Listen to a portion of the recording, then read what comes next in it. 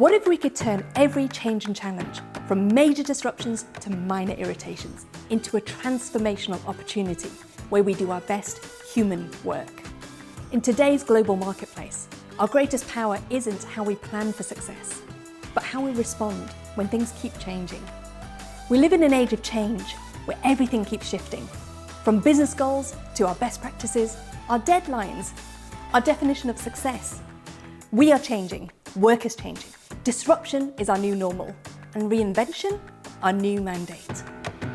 Struggle is universal, and fundamentally it's about seeing struggle differently, not as a battle to fight or a trap to avoid, but actually the birthplace of some of our best, most important work.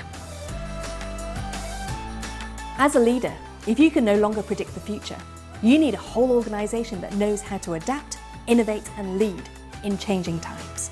It's not enough to have the smartest strategies or even the sharpest visionaries at the top.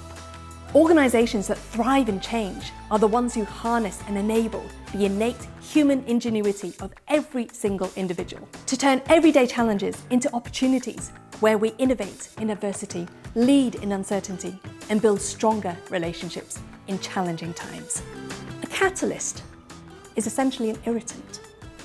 So that thing that's irritating you right now, what if that could be a catalyst for change? And if we're gonna change our relationship, if we're gonna build a future-ready culture, we need to change our relationship with struggle. We need to be willing to step outside of that core of what we know and spend time in that periphery. In an age of survival mode, fear doesn't always look like fear. It can look hardworking, reliable, productive, high-performing even. But if the underlying factor is fear, it can be the very thing that's limiting our innovation, keeping us perpetually busy, stalling our transformation, and keeping us blinkered, blind, and stuck. I call this high-functioning fear. I'm going to share with you a framework that you can use in everyday situations of change and challenge to diagnose high-functioning fear in yourself and in your teams, and shift it to a more fully human and future-ready way of working.